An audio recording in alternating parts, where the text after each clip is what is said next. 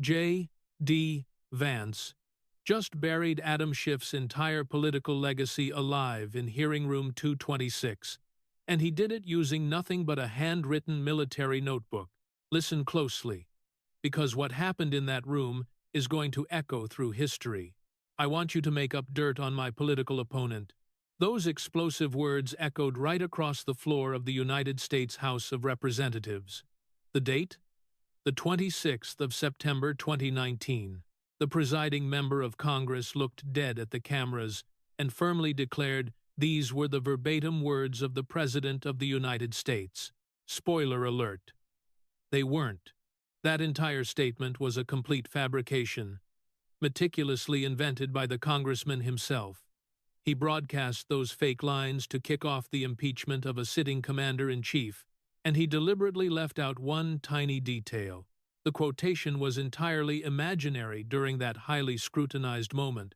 Fast forward to exactly 26 minutes ago. A Marine veteran from Middletown, Ohio, confidently walked into hearing room 226, right inside the Dirksen Senate office building. His arsenal? A single item, a small, leather-bound, Marine Greenfield notebook. This was the exact same weathered journal he carried during his 2005 military deployment to Iraq. And inside those pages, penned in his own handwriting, a documented chronicle, 7 long years of public deceptions, peddled by the man sitting directly across the witness table. He arrived without a team of witnesses. He simply didn't need them. Staring intently across the mahogany table, Senator J.D. Vance locked eyes with Representative Adam Schiff. He held that green notebook securely in his grasp. When Vance spoke, his tone was devastatingly quiet. Congressman, 1 mortgage application, 1 censure vote. Before we go any further, hit that like button and subscribe, because over the next 43 minutes, you're going to witness a Marine veteran from Ohio systematically walk Adam Schiff through his own 7-year labyrinth of public falsehoods. He corners him into answering the only question that truly matters. Did you tell the truth? Let's rewind the clock 26 minutes. Back to the exact moment Adam Schiff committed the most fatal, unforced error a career politician can possibly make. When confronted by a determined Marine armed with the receipts, Schiff tried to play the victim. Picture this. Hez dressed impeccably. Charcoal suit, crisp white shirt, navy tie, perfectly folded white pocket square. Representative Schiff made sure his silver-rimmed glasses flawlessly caught the bright glare of the C-SPAN cameras. Had been delivering his monologue for exactly 3 minutes. The proceedings were officially titled Senate Judiciary, Hearing on Truthfulness in National Security Matters and Federal Investigations of Member Conduct. They were broadcast live from the Dirksen Senate Office Building's primary judiciary room. Audience size? A staggering 4.6 million viewers. And Schiff was far from finished with his opening offensive. With respect to my colleague from Ohio, he articulated smoothly. And I do mean respect, because I respect anyone who has been elected to this body. He paused right there, allowing the lawyerly precision of his words to saturate the room. I find it concerning that the man my Republican colleagues have chosen to question my conduct today is a senator who has been in this chamber for a mere 14 months. He kept going. Mr. Vance hasn't served on the Senate Intelligence Committee. He hasn't served on the House Intelligence Committee. He hasn't held a security clearance higher than what is afforded to a freshman senator. Schiff declared all of this, while that trademark half-smile, the one he perfected over 2 decades of cable news appearances, crept across his face. The questions Senator Vance is about to ask, Schiff claimed, aren't the questions of a seasoned national security expert. They're the inquiries of a Yale Law School graduate. A guy who spent the past 5 years penning a memoir about his Appalachian grandmother. The Senate Judiciary Committee deserves far better than that today, he said. Leaning back into his leather chair, Schiff adjusted his silver frames. His cable news instincts were operating at maximum capacity. and he pressed on. Schiff pointed out that the Marine deployment Vance, made the central pillar of his political brand, was a solitary deployment to Iraq, operating as a public affairs Marine. You didn't see frontline combat. By the admission of your own published memoir, you didn't fire a weapon in anger. The combat valor you've implicitly claimed through the strategic wording of your campaign materials is, with all due respect, a severe stretching of the truth. He made sure the cameras captured the absolute gravity of his accusation. So when you demand answers from me today about truthfulness in federal service, Senator Vance, you might want to initiate that examination by scrutinizing the truthfulness of your own resume. Schiff sat back, looked triumphant, offered a single affirming nod. But here's what Schiff disastrously failed to comprehend. The reality of the man sitting right opposite him. Senator Vance spent the entire previous evening cloistered in his Senate office. Accompanied by only a single staff member, Vance didn't summon high-priced lawyers. He didn't draft elaborate speech notes. He didn't carry heavily padded folders of talking points. His singular weapon was that Marine field notebook, 46 pages of marine green leather. Remarkably small, pocket-sized, comfortably fitting right inside the breast pocket of his coat. Beside it sat a stark black ceramic coffee mug, proudly bearing the United States Marine Corps insignia, the eagle, globe, and anchor. The weathered notebook commanded the center of the witness table. The mug stood sentinel right beside it. Across the divide, Senator J.D. Vance remained utterly unfazed. He rested the field notebook onto the polished wood of the bench. He calmly lifted the USMC coffee mug, took a measured sip, set it back down. 19 agonizing seconds of dead air passed deliberately. Vance opened the notebook to its very first page. The broadcast cameras aggressively zoomed in. His handwriting came into sharp focus. It was small, incredibly tight, written entirely in pencil, the undeniable hallmark of Marine NCO discipline. He angled the microphone toward his mouth. When he finally spoke, his voice carried that quiet, steady, working-class Ohio cadence, the exact same voice he retained every single day since returning from the sands of Iraq. Congressman, thank you. I will address your 2 points very briefly, Vance stated, taking a shallow breath. First, regarding his deployment. He proudly served as a public affairs Marine in Iraq from August 2005 to February. Every piece of campaign material accurately describes him as a Marine veteran because he is one. He paused, took another slow sip from his mug. Second, regarding his security clearance. You are entirely correct, Congressman, Vance said. I do not hold a specialized intelligence committee clearance. However, the questions I am going to ask you today absolutely do not require one. His questions were strictly regarding Schiff's public statements broadcast on national television, speeches delivered on the floor of the House of Representatives, and the details written within his federally registered mortgage applications. Vance allowed the heavy weight of that reality to settle. These are public statements, Congressman. You are the one who said them. You wrote them. The American people heard them directly from you. The questions today are solely about whether you told the truth. Lifting the notebook, he displayed it briefly for the lens. The cameras tightened their shot. Now, Congressman, where I come from, when a man makes you wait, you simply wait. He placed the notebook back down. His eyes scanned the first page. I am going to read to you exactly what is contained in this notebook, Vance said. 46 pages entirely in my own handwriting. I painstakingly wrote it last night in my Senate office. Alongside one staff member, this notebook covers 7 exhaustive years of public statements, 6 fabricated quotes from a House floor speech, 3 mortgage applications, and 1 official House censure vote. He paused for dramatic effect. That is the documented record, Congressman. The record is the record. And we are going to walk through it together. Step by step, Vance slowly turned to the opening page. Let us begin with the specific phrase that catapulted you to political superstardom, the 22nd of May 2017. On NBC's Meet the Press, you declared on national television, "I have seen more than circumstantial evidence of collusion between the Trump campaign and Russia." You boldly said it on a Sunday morning broadcast to 3 million Americans. Just 6 months into your highly visible tenure as the ranking member of the House Intelligence Committee, the cameras expertly tracked Vance's hand as he turned the page with deliberate slowness. Congressman, I am going to read these entries from my notebook.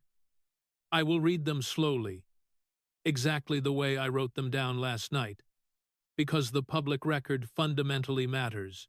His voice adopted a flat, professional military communications tone, 2017. Meet the Press, quote, "More than circumstantial evidence. The 9th of July, 2017, CNN State of the Union, the exact same phrase, October 15th. Vance looked up. By my meticulous count, Congressman, and I counted very slowly last night with my staff member, you deployed the phrase "more than circumstantial evidence" on national television. An astonishing 254 times. He let the sheer magnitude of that number hang in the silent room. 254 times, Congressman. Spanning from May of 2017 through March of 2019, you said it on NBC, on CNN, on MSNBC, on CBS, on ABC. You repeated it on every single Sunday political show and across every primetime cable broadcast. That is 254 distinct television appearances telling the American people the exact same narrative. Telling them you had personally seen verifiable evidence of collusion between the Trump campaign and the nation of Russia. He picked up the notebook, flipped another page. The 22nd of March 2019. Special Counsel Robert Mueller officially submitted his highly anticipated final report to the Attorney General. The comprehensive report spanned 448 pages. It forensically examined every single claim of Trump campaign coordination regarding Russian government efforts to interfere in the 2016 presidential election. The report's ultimate conclusion? Vance read directly from page 2 of the official executive summary. The investigation did not establish that members of the Trump campaign conspired or coordinated with the Russian government in its election interference activities. Vance set the book down. In plain English, Congressman Robert Mueller, a lifelong Republican, a former FBI director serving under both the Bush and Obama administrations, and a highly decorated Marine, found zero evidence of collusion. He let the reality of that statement permeate the room. Yet you insisted you had seen more than circumstantial evidence of it 254 times on national television, broadcasting that narrative to approximately 1 billion cumulative American viewers across those networks. He paused. On the 23rd of March 2019, the very day after the Mueller report was unveiled to the world, did you, Congressman, on any platform whatsoever, retract your claim? Schiff stubbornly lifted his chin. That familiar half-smile re-emerged as his glasses caught the fluorescent lights. Senator Vance, Schiff countered defensively. The Mueller report absolutely did not exonerate the president. He leaned into the microphone. The report explicitly stated on page 2 of Volume 2, and he quoted it precisely, while this report does not conclude that the president committed a crime, it also does not exonerate him. Schiff claimed his statements regarding more than circumstantial evidence of collusion were deeply grounded in the documented facts available to the House Intelligence Committee at that specific time. He completely stood by those statements. The American people rightfully deserve a member of Congress who will speak frankly and openly about Russian interference, even when that speech is politically uncomfortable, and even when, with respect, that speech is heavily criticized by partisan voices. Schiff leaned back, adjusting his glasses. Seemingly satisfied with his parry, Vance patiently waited for him to completely finish before resuming. "Congressman, I want to dissect that defense very briefly." He reached for the USMC mug, took a measured sip, and set it down firmly. "You just claimed your statements were grounded in the documented facts available to the House Intelligence Committee at the time. That is an incredibly careful, highly sanitized sentence, Congressman. But I want every single American watching this hearing to truly listen to what that sentence actually translates to." He paused for emphasis. "In plain English, that carefully crafted sentence means you viewed classified information that, under your personal interpretation, suggested collusion. However, the Mueller investigation, armed with absolute subpoena power, vast FBI resources, 2 relentless years of work, 18 seasoned attorneys, 40 dedicated FBI agents, 2,800 issued subpoenas, and 500 interviewed witnesses examined those exact same underlying facts and definitively found zero collusion." He let the comparison sink in. "Both of those findings simply cannot be correct, Congressman. Either Robert Mueller completely failed at his job, or you falsely told the public you saw evidence that simply did not exist. There is absolutely no third option here, Congressman. In the real world, there rarely is." Schiff abruptly leaned forward. His cadence accelerated defensively. "Senator, the Mueller investigation operated within highly specific, narrow legal parameters that did not encompass the full expansive breadth of what constitutes collusion in a strict counterintelligence sense." He argued there's a vast distinction between a criminal conspiracy, which is what Mueller examined, and coordination consistent with foreign influence, which is a broader national security concept. "My statements addressed the latter," he claimed. "Mueller strictly examined the former. The two concepts are not freely interchangeable. The American people, with respect, should be capable of understanding that critical distinction." A ripple of movement washed over the progressive press section. One reporter furiously typed out the soundbite. Vance merely waited. He picked up his mug, took another sip, set it down. "Congressman, you just said something that I feel compelled to repeat back to you. You referenced the distinction between criminal conspiracy and coordination consistent with foreign influence." Vance paused. "Where I come from, that is not a distinction. That is a desperate hedge. When you utilize national television 254 times to declare you had more than circumstantial evidence of collusion, the everyday American people watching from their living rooms didn't interpret that to mean coordination consistent with foreign influence in a counterintelligence sense. They understood you to mean exactly what you said. They understood you to mean that Donald Trump had actively committed a major crime. You unequivocally stated you had evidence of a crime. Mueller, after 2 exhausting years, found no such crime." He paused, lowering his voice. "The country is absolutely allowed to remember the glaring difference between what you promised you had and what Robert Mueller actually found. The country is fully allowed to remember which one of you turned out to be telling the truth." He allowed the notebook to rest upon the bench. The meticulous pencil handwriting was clearly visible to the broadcasting cameras. It revealed 254 individual entries, each detailing a specific date, a television network, and a show, alongside the exact same phrase, repeated endlessly in his own hand. 254 entries. "Congressman, I wrote every single one of them out last night by hand from my quiet Senate office.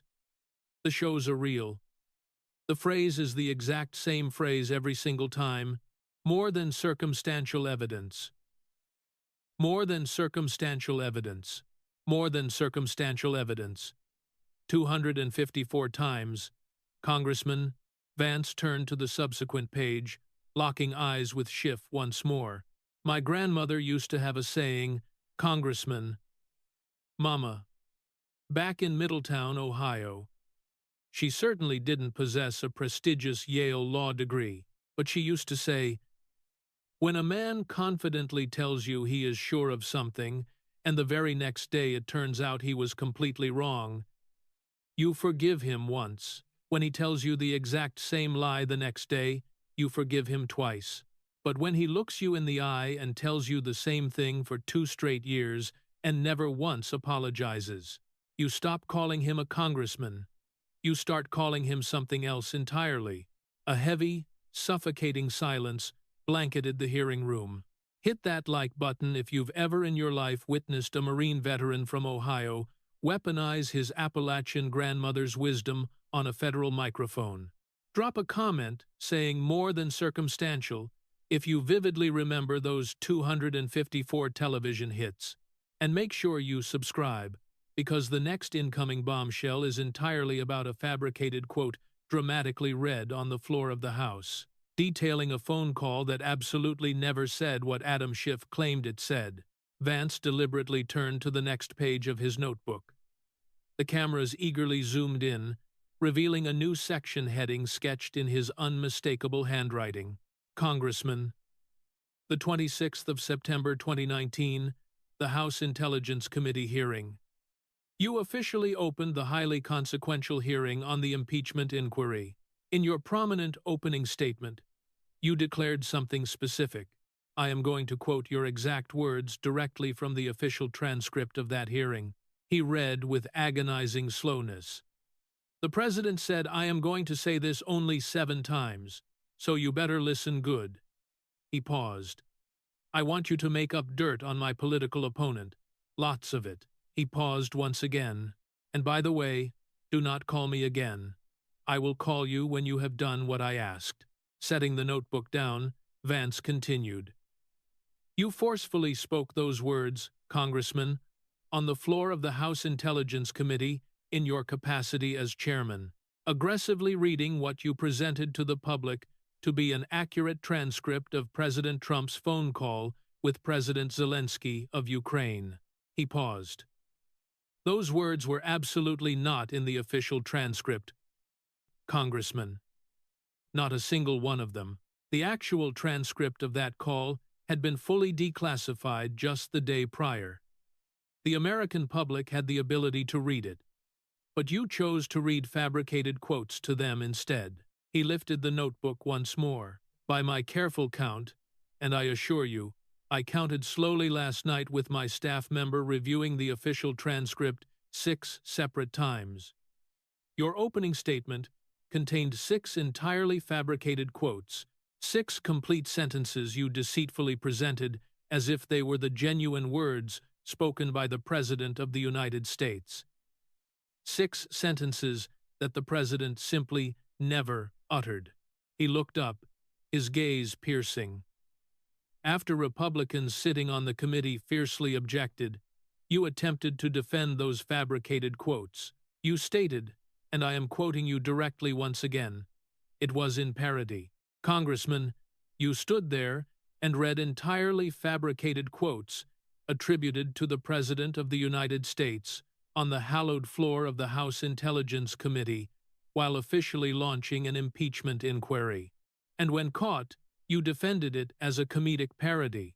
Schiff defiantly lifted his chin. His practiced lawyerly tone instantly returned. Senator? That opening statement was a very clearly delineated rhetorical device. I made it abundantly plain multiple times during that exact same hearing that I was characterizing the essential essence of the call. The actual literal transcript was already publicly available, he claimed. The American people possessed full access to both versions. The rhetorical framing I utilized wasn't a malicious fabrication. It was a stylistic summary presented in the form of a parody of the underlying substance of the call. I've never once wavered from providing that explanation. He paused, haughtily adjusting his glasses. Furthermore, the Constitution, Senator, which I can only assume you've actually read since your time at Yale Law School, explicitly protects rhetorical speech delivered on the floor of Congress. Vance patiently waited for him to finish. Calmly picked up his USMC mug, took a measured sip, set it down. Congressman, I want to systematically address two specific things you just said, and I want to do it slowly. He paused. First, the Constitution, which I indeed have read. Article 1, Section 6, the Speech and Debate Clause. You are absolutely correct. Members of Congress do enjoy constitutional immunity for the speech they deliver on the floor. However, that immunity merely protects you from facing a civil suit for the things you say. It absolutely does not, Congressman, magically make what you said true. He let the reality of the law settle in. You possess the right to stand on the floor of the House of Representatives and boldly declare that the moon is made entirely of cheese. The Constitution will protect you from being sued for saying it. But the Constitution does not actually turn the moon into cheese. The room remained dead quiet. Second, regarding your defense that your opening statement was a clearly delineated parody. Page 11, lines 2 through 47, which is the specific portion where you delivered those fabricated quotes. There is absolutely no, and I am reading the transcript directly, observing the exact punctuation that the official stenographer utilized. There is no parenthetical note anywhere indicating parody. There is zero qualifying phrasing, such as paraphrasing or characterizing, or, in essence, you introduce those quotes with the definitive phrase, "The President said." You then proceeded to read the fabricated quotes exactly as if they were the literal words of the President. Vance paused. In plain English, Congressman, you intentionally presented fabrications as direct quotations with zero in-the-moment indication that they were indeed fabrications. That's not how parody works. Parody is clearly labeled. The Onion is labeled. Saturday Night Live is labeled. Your solemn opening statement was not labeled. It was officially presented. He turned another page of the green notebook. Congressman, the everyday American people who watched that monumental hearing, the citizens who eagerly tuned into C-SPAN that morning, they didn't have the official written transcript open on their laptops to cross-reference. They only had your authoritative voice transmitting through their televisions, reading words that you falsely presented as the actual words of their elected president. He let the gravity of that betrayal sit. That singular moment is the very foundation upon which the first Trump impeachment was aggressively built. A completely fabricated, quote, read aloud by the chairman of the House Intelligence Committee as if it were a reality. 3 short months later, in January 2020, the United States Senate formally acquitted President Trump of both impeachment articles by votes of 52 to 48 and 53 to 47.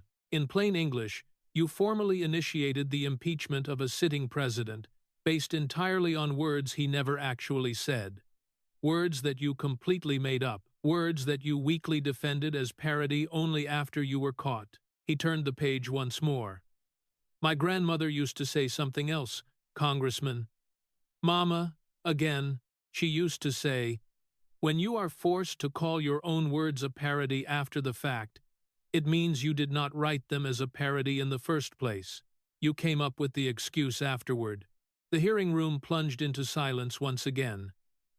Drop a comment saying 6 fabricated quotes if you're watching history unfold. And subscribe, because the next bomb is about the money. It's about a highly questionable Maryland mortgage application. It's about a man who maintained his voting record in California for 23 straight years. Vance smoothly turned to the next page of his notebook. Taking another deliberate sip of coffee, Congressman, I am going to tell you a very revealing little story now about a man who somehow owned two separate houses, one located in California and one located in Maryland. He studied the handwritten page. You proudly purchased a house in Burbank, California, back in 1993. That address is a matter of public record. You consistently lived in that house, according to your own statements given to the press, for approximately 30 years. You actively vote in California. You officially filed your federal income taxes utilizing a California address. You proudly served as a member of Congress representing California's 28th District. From 2001 all the way to 2013, and then transitioned to representing California's 30th District. You aggressively ran for the United States Senate as a designated candidate representing California. He paused, letting the California ties solidify. However, in 2003, you also purchased a second sprawling house in Potomac, Maryland, an 8,000 SQFT estate, representing approximately $2.5 million in total purchase value. Over the ensuing years, he turned the page with deliberate, agonizing slowness on the official mortgage application filed for that Maryland house. And I am reading this directly from the publicly filed, federally regulated mortgage documents. You explicitly listed the Maryland address as your primary residence. You executed this maneuver on your initial mortgage in 2003. You executed this identical maneuver during a refinancing in 2013. And yet again, during a second refinancing in 2020. That makes 3 distinct mortgage applications, Congressman, all explicitly claiming Maryland as your primary residence. He let the weight of that fact linger. Now I intend to explain to every American tuning into this broadcast what primary residence actually signifies on a federal mortgage application in plain English. He paused deliberately. Federal mortgage law allocates distinct interest rates to different classifications of property. A primary residence secures the most favorable rate. A second home incurs a higher rate, and an investment property suffers the highest penalty. The disparity in interest between a primary residence and a second home is roughly 75%. On $1 million loan, that 75% translates to approximately $7,500 annually. Over a 20-year span, that totals $150,000. He allowed that staggering number to settle. In plain English, Congressman, you pocketed roughly $150,000 over 2 decades by assuring the federal government that your Maryland property was your primary domicile, while simultaneously assuring California voters that your Burbank house was your actual primary residence. You executed this while actively casting ballots in California elections and serving as a congressional representative for California. He let the silence stretch. Let me contextualize that amount in plain English for the nation watching this proceeding. Back in Middletown, Ohio, where I was raised, the median household income this past year sat at $48,000. Thus, $150,000 represents more than 3 full years of labor for the typical Middletown family. Over in Burbank, California, where you've resided for 3 decades, the median household income was $82,000 last year. Meanwhile, in Potomac, Maryland, the location of your second estate, the median household income sits at a comfortable $226,000. Therefore, in Potomac, $150,000 is less than a single year's earnings. He let the stark contrast sink in. In plain English, Congressman, you conserved more capital than 3 years of backbreaking work for an average family in my hometown, simply by endorsing 3 mortgage applications declaring your primary residence was a dwelling you did not primarily inhabit. He turned to the next page. Both of these narratives cannot be factual simultaneously, Congressman. The Burbank property cannot serve as your primary residence for California electoral purposes, while the Potomac estate simultaneously acts as your primary residence for federal mortgage benefits. The federal parameter for a primary residence is clearly outlined. And I'm quoting the Internal Revenue Service publication 553, page 7, the property where the taxpayer spends the majority of the year, and which serves as the principal place of residence. By your own publicly available schedule, Congressman, you spent the vast majority of every year in either California or Washington, D.C. You did not spend the majority of any single year residing in Potomac, Maryland. He let the undeniable facts hang in the air. In plain English, Congressman, those Maryland mortgage applications were entirely inaccurate. Furthermore, by California's strict parameters for voter residency, your California voter registration was equally inaccurate. One of these two official declarations must be false. The other might potentially be false as well. However, both absolutely cannot be true. Schiff awkwardly cleared his throat. His hand instinctively drifted toward his face to push his glasses higher up his nose. That trademark half-smile had noticeably thinned. Senator Vance, he countered defensively. The mortgage application inquiry regarding primary residence constitutes a specific financial industry term of art. It inherently doesn't share the identical definition utilized by the IRS or the strict residency prerequisites mandated by the Federal Election Commission. The financial institutions that issued my mortgages were fully apprised of my extensive travel schedule. They understood implicitly that my professional duties necessitated spending a significant duration in Washington, D.C. Consequently, the Potomac residence, being geographically closer to my primary workplace than the Burbank home, functioned for federal mortgage calculations as my work-adjacent primary residence. This remains a widely common arrangement among federal officials. It is, with all due respect, absolutely not fraud. It is simply the standard practice. Two eager reporters hastily scribbled the phrase "standard practice" into their notepads, emphatically underlining it. Vance smoothly set his notebook down, retrieved his USMC mug, took a measured sip, replaced it on the wood. Congressman, you uttered one specific phrase just now that I feel compelled to repeat back. You labeled this maneuver, quote, the standard practice, end quote. He paused. Standard practice, Congressman? Where I originate from, that is considered a bricklayer's terminology. It signifies the customary way everyday people handle their business. Therefore, I want to pose a question to you. He allowed the moment to build. In Middletown, Ohio, the town that raised me, when a working-class man purchases a home, he tells his bank exactly where he lives. He provides the IRS with that identical information.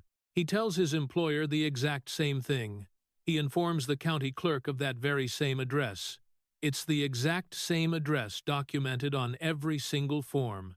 Because back in Middletown, Ohio, when an individual tells their bank one story and their county clerk a completely different story, that is unequivocally not considered standard practice. He paused. That constitutes two contradictory stories. And you can only weave two completely different stories about your permanent address if at least one of them is a lie. The sprawling hearing room plunged into an absolute silence.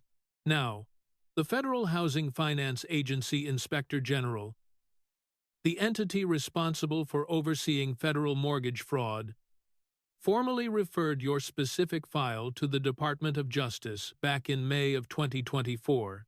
This referral is a matter of public record, the Inspector General's official letter, and I am reading verbatim from the redacted public copy, outlines, quote, potentially actionable mortgage misrepresentation regarding primary residence designation across multiple federally guaranteed loan products, end quote. He flipped to the next page. As of this current hearing, the Department of Justice has not yet issued a public determination regarding that referral. Whether they ultimately pursue formal charges or decline to do so remains entirely in their hands. He leveled his gaze directly at Schiff. What I am questioning today, Congressman, is not whether the DOJ decides to charge you. That falls under their jurisdiction. What I am asking is whether the American people tuning in today, listening to the stark math, the $7,500 annually, the 2-0-year span, the two wildly contradictory statements, will ultimately conclude that you essentially pocketed $150,000 by lying. He paused for dramatic effect. I strongly suspect they already have, Congressman. The math remains the math. The public record is the public record. The Judiciary Room remained completely silent.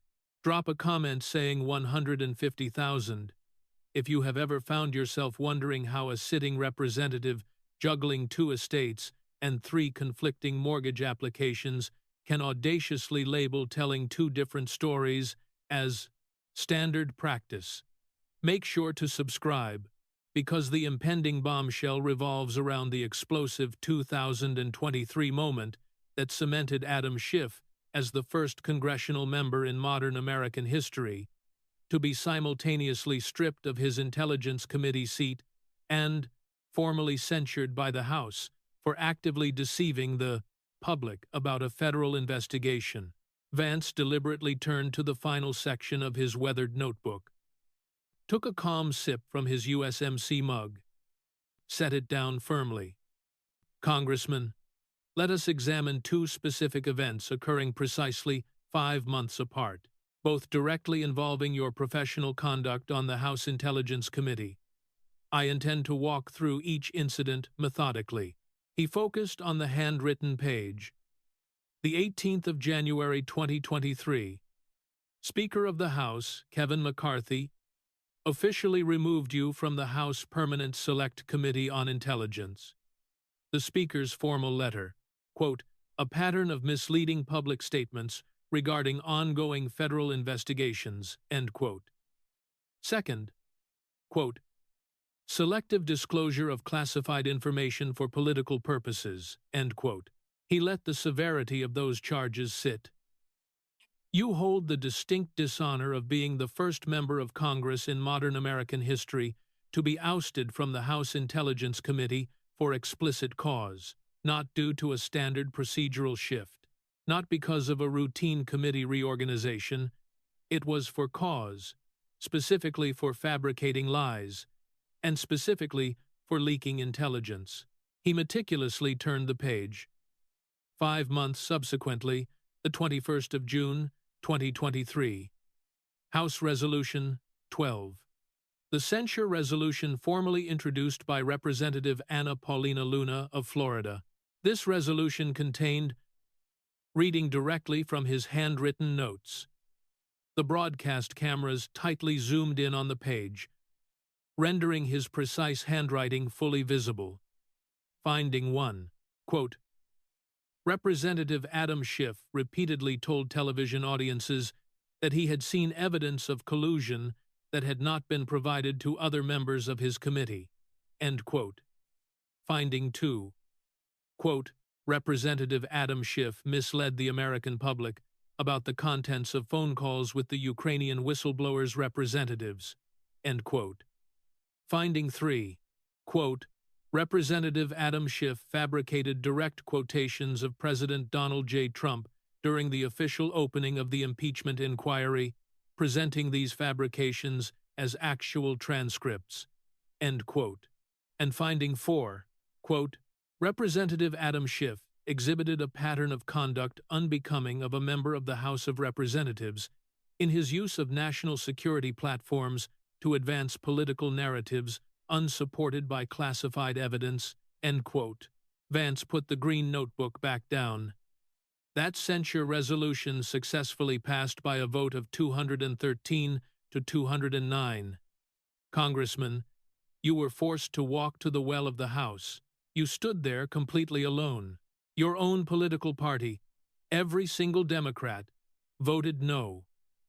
The historic vote fell strictly along party lines. He paused. On that day, the 21st of June, 2023, you became the very first sitting member of Congress in modern American history to endure formal censure for the explicit act of misleading the American public regarding a federal investigation. He squared the edges of the notebook on the polished bench and placed it back down. Congressman, I want every single citizen watching this proceeding to truly comprehend the gravity of those two unprecedented events. In plain English, a removal from the Intelligence Committee is an institutional action. The Speaker possesses the inherent authority to do it, and the Speaker definitively exercised it. That remains a procedural maneuver, one that could theoretically be reversed by a subsequent Speaker. However, a formal censure represents a profound moral action. The entire House must vote. The offending member must walk to the well. The Speaker forcefully reads the rebuke aloud. Censure stands as one of the most severe official reprimands the House can possibly issue, falling just short of outright expulsion. He paused to let the history resonate. In the modern era, meaning the last 40 years, a mere 13 members of Congress have been formally censured. Several thousand different members have served throughout that extensive period. That is an occurrence rate of roughly 3%. You are currently one of those 13 infamous congressmen. He let it sit. Out of that group of 13, only one individual you faced censure for the highly specific charge of actively deceiving the American public about a federal investigation. The remaining 12 were reprimanded for varying combinations of financial corruption, sexual harassment, racist rhetoric, and, in one notable instance, instigating physical fistfights directly inside the chamber. He paused once more. In plain English, Congressman, you are not merely one out of 13. You stand entirely alone as one of one.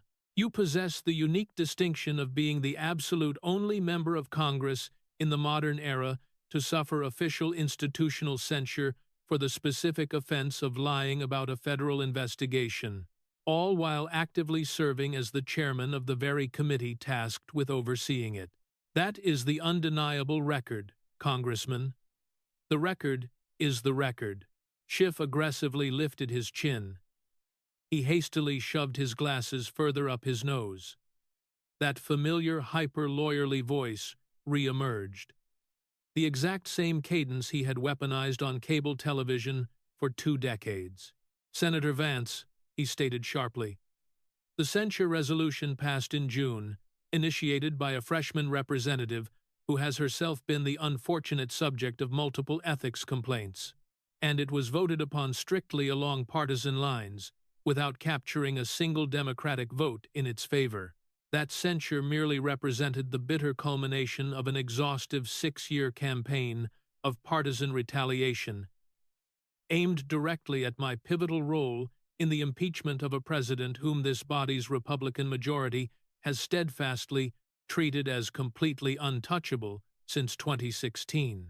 The censure, Senator, with all due respect, does not serve as a moral verdict regarding my character. It acts solely as a partisan tool. They overwhelmingly re-elected me to the House in 2022. Furthermore, they triumphantly elected me to the United States Senate in 2024 by a staggering margin of 19 percentage points. The dedicated voters of California are the ones who rendered the ultimate moral verdict, Senator.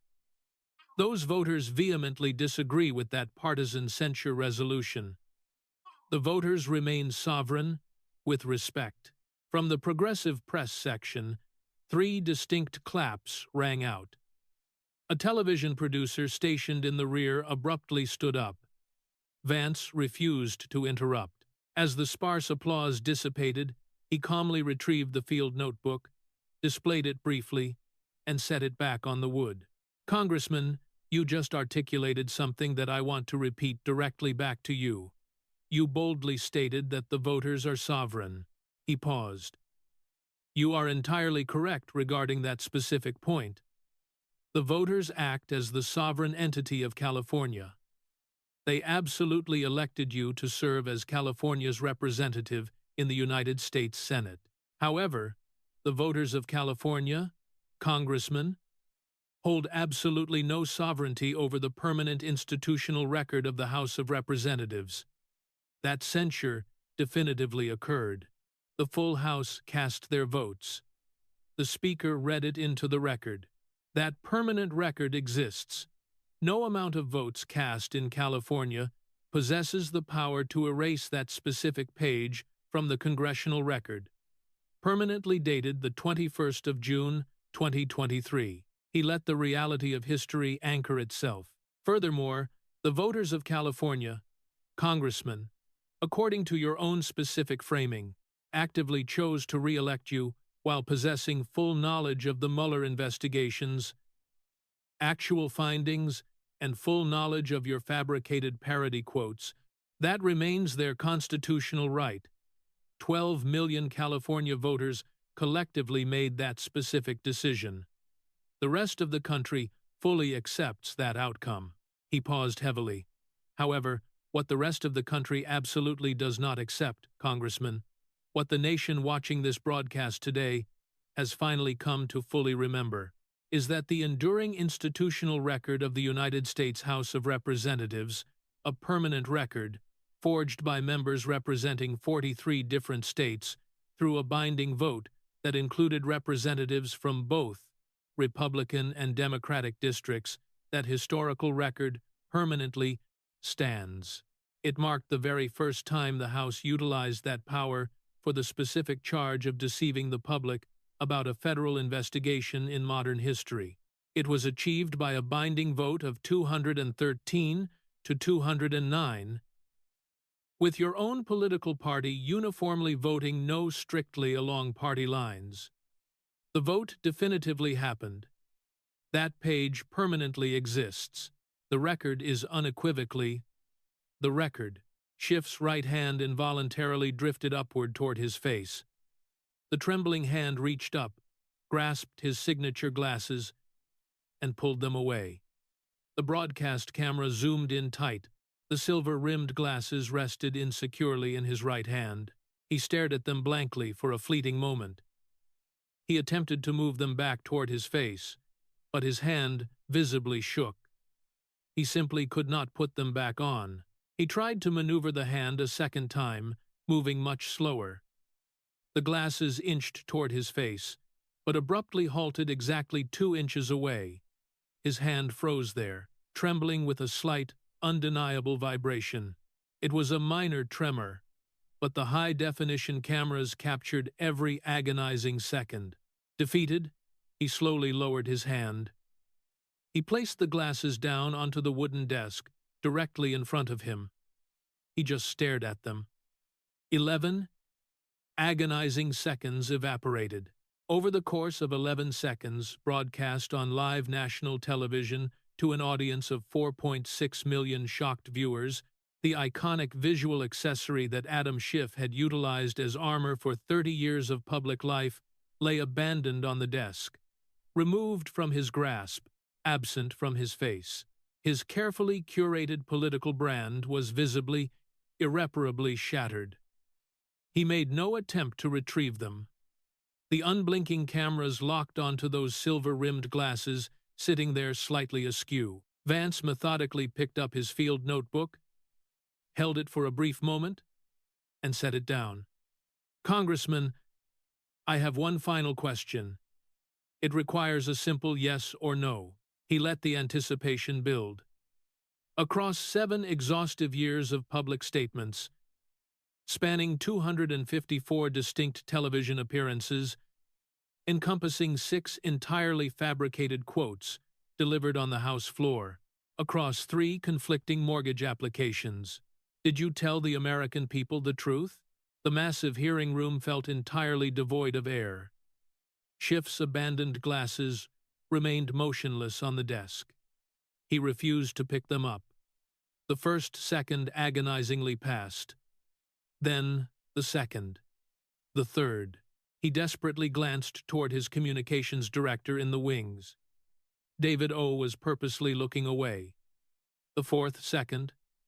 the 5th, the 6th. He nervously eyed the weathered field notebook, still resting in Vance's grip. He stared down at the discarded glasses. The 7th, the 8th, the 9th. He anxiously cleared his throat, attempting to formulate words. Senator? The underlying framing of this specific question is fundamentally, Congressman, yes or no? Did you tell the American people the truth? The 10th second. The 11th. Ill wait, Congressman. The 12th. The 13th. Schiff remained entirely mute. The 14th.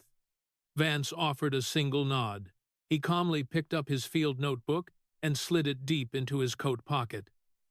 He grabbed his USMC coffee mug and rose to his feet. Mr. Chairman, I officially yield the remainder of my allotted time. The notebook is hereby entered into the official record. The country possesses the ability to read it in full tonight. The presiding chairman hastily declared a 30-minute recess. Schiff stood up.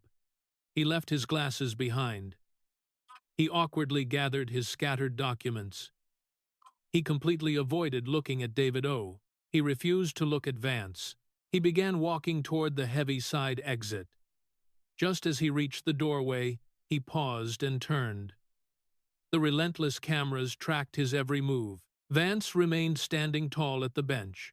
The Greenfield notebook was safely stowed away. The military mug rested in his hand. He wasn't looking at Schiff's retreating figure. He was staring intently at the glasses abandoned on the witness table. Congressman, my door remains open, Congressman, Vance stated smoothly. Anytime you decide to bring those glasses back into the room, we will gladly go through this notebook page by painful page. The country is perfectly willing to wait. Vance lowered the USMC mug back onto the bench. His voice dropped an octave deeper. The record is the record, Senator. It always was. Schiff offered absolutely no response. He simply walked out. The glasses remained isolated on the desk. The heavy wooden door clicked shut behind him, emitting that specific muted thud of a door that no one wishes to forcefully slam, yet no one bothers to gently soften. The digital aftermath was instantaneous and brutal. By precisely 11:38 that morning, 4 distinct hashtags had completely dominated the top 4 trending algorithms across every major American social platform. The devastating 4-7-second video clip capturing Schiff's trembling hand, failing to secure his glasses, was violently reposted across the internet within a mere 20 minutes of the recess being called. By the time the sun set, that specific clip had eclipsed 73 million massive views. A separate chilling 1-2-second clip showcasing Vance quietly closing his Greenfield notebook, featuring absolutely no audio, shattered 89 million views. Schiff's embattled communications director desperately published a public statement at 114 that afternoon. It consisted of exactly 12 sentences. That brief statement deployed the word partisan a staggering 4 times. It utilized the word retaliation 3 separate times. It leaned heavily on the phrase right-wing distortion twice. Astonishingly, it entirely omitted any mention of the historic censure resolution. It ignored the fabricated parody quotes. It completely sidestepped the Maryland mortgage scandal. It failed to address the incident with the glasses in a profound way. That carefully sanitized statement perfectly encapsulated the entire scandal within those 12 sentences. Because the very politician who had meticulously constructed his entire career upon the righteous brand of speaking truth to power, had just endured 28 agonizing minutes on live television, stubbornly refusing to answer one astonishingly simple question. Did you tell the American people the truth? And by nightfall, his own communications director lacked the courage to even acknowledge the question, provide an answer, or explain the glaring absence of an answer in their official press release. This phenomenon perfectly encapsulates the modern resistance. In the span of a single Wednesday morning, the resistance, the entrenched cable news commentariat, the elite MSNBC primetime block, the repetitive CNN Sunday morning circuit, The Atlantic, the chorus of Washington Post columnists, and the endless array of hosts, pundits, and panelists who had spent 7 long years elevating Adam Schiff as the undisputed moral conscience of the Democratic Party, championing him as the singular figure who would utilize his formidable lawyerly precision to legally corner the Trump administration for its alleged misdeeds, watched it all collapse. 7 years later, that highly touted lawyerly precision devolved into a fully documented record of a congressional member aggressively misleading the public about federal investigations. It morphed into 254 distinct broadcasts, pushing more than circumstantial evidence. It collided with a Mueller report that definitively found zero collusion. It resulted in entirely fabricated quotes read directly on the House floor. It produced the pathetic defense of claiming parody only after being exposed. It exposed the 2 House Maryland mortgage applications. It highlighted the contradictory California voter registrations. It manifested in a brutal 213 to 209 censure vote. It triggered the first unprecedented removal from the House Intelligence Committee for cause in modern history. It culminated with a devastating quote from an Appalachian grandmother. It ended with glasses abandoned on a desk and hands too paralyzed by fear to function. The resistance did not merely betray the working-class citizens of this country. The resistance, embodied by the actions of Adam Schiff, fundamentally betrayed the very institution it sanctimoniously claimed to protect the United States Congress. The resistance corrupted the sacred constitutional process by aggressively launching an impeachment rooted in blatantly fabricated quotations. The resistance undermined the national intelligence community by strategically leaking sensitive data to achieve cheap political victories. The resistance profoundly betrayed the average American voter who faithfully tuned into MSNBC at 9:00 p.m., genuinely expecting to hear honest reporting, but instead was forced to endure lies. And the Democratic Party leadership, observing this slow-motion disaster for 7 consecutive years, offered absolute silence. Speaker Pelosi fiercely shielded Schiff in 2019 following the disastrous parody performance. Speaker Jeffries aggressively defended him in 2023 following his historic censure. Senator Schumer warmly embraced Schiff into the Senate Democratic caucus in January of 2025, operating without a single apology from Schiff, without a formal retraction, and without a shred of behavioral modification. Every prominent Democratic leader in Washington was presented with a stark choice between protecting Adam Schiff or preserving the institutional integrity of Congress. They uniformly chose Adam Schiff. They blindly chose the political brand. They prioritized the viral cable news clips. They opted to secure the Senate seat. And it was the institutional integrity of Congress that ultimately paid the staggering price. A price borne by the 735 different members who have proudly served since Schiff first took office in 2001. By the dedicated career staffers within the Intelligence Committee, whose hard work was maliciously leaked by the 33 consummate intelligence professionals, by the countless American voters who watched 254 television segments and genuinely believed the falsehoods they were told, and by the speakers of the House, who issued formal public condemnations only to watch them be arrogantly ignored. That monumental bill was paid by allowing 7 years of cable news fiction to be treated as legislative fact, by permitting definitive federal investigation findings to be casually dismissed as mere partisan maneuvering, by allowing fabricated presidential quotes to be shielded as political parody, and by normalizing contradictory dual residence mortgages as standard operating procedure. The embattled congressman from California finally exited the Dirksen building at precisely 1,214 that afternoon.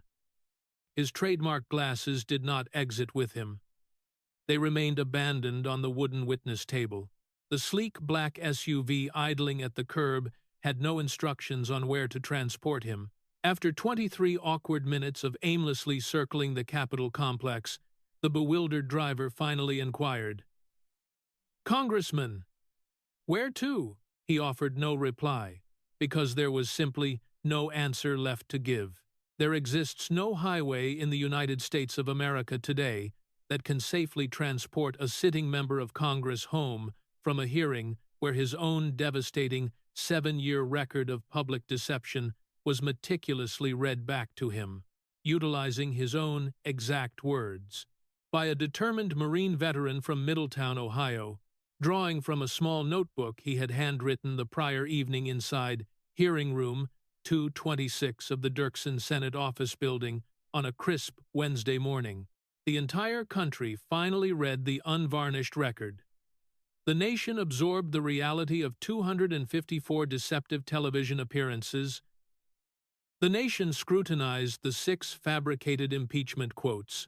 The nation listened to the historic censure resolution being read aloud word by excruciating word, slowly delivered from a notebook, written in a Marine veteran's own steady hand. The prominent congressman from California, flanked by the cable news resistance ecosystem and the Democratic Party establishment that had fiercely protected him for 7 unbroken years, found himself entirely incapable of answering a simple yes or no regarding his honesty while speaking into a federal microphone. If you have remained with me this far, you just absorbed the gripping story of the morning.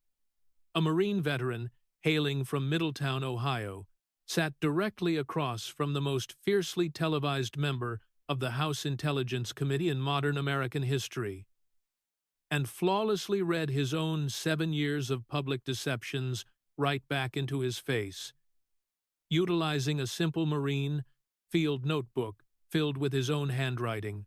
He systematically read off the 254 television appearances.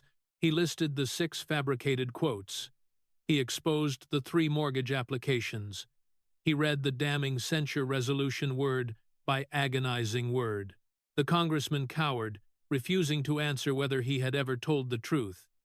He stripped away his glasses. His hands violently shook. He was physically unable to put those glasses back on, and the entire country watched it happen. If a Marine's notebook just destroyed a 30-year political brand, smash that like button, subscribe to watch the resistance crumble, and comment, "The record is the record," if you're still waiting for the truth. Please share this broadcast with the hardworking working-class Americans in your life. The actual everyday citizens, not the fictitious ones conjured up in a desperate resistance fundraising email later tonight. Congressman, when you eventually find the courage to put your glasses back on, the country wants you to remember that it watched your hands fail. The country wants you to realize that it heard your censure resolution read aloud into the record. The country wants you to know that it saw the undeniable math behind your 2 houses. Tonight, Congressman, the country has only one lingering question left. That notebook? Congressman, the exact pages Senator Vance painstakingly wrote out by hand, featuring your own public statement, your own primetime television appearances, were they real? Yes or no? The record is the record, Senator, and the country is still waiting.